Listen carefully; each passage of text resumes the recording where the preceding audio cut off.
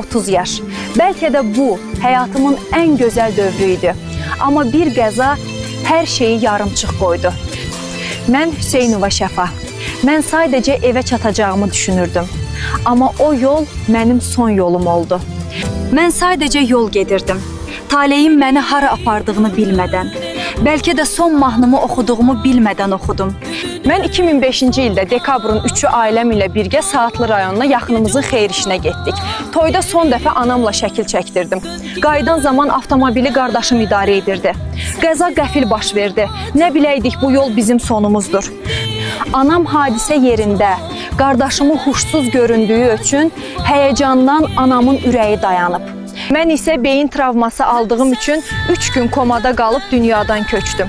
Heç kim istəməzdi belə olsun. Səhnələrdən ayrılacağımı heç düşünməzdim. Hər şey bir anda bitdi.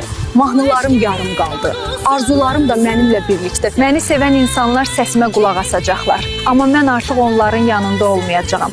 Həyat çox qısa idi. İnsan bunu ən çox gedərkən anlayır. Mən getdim.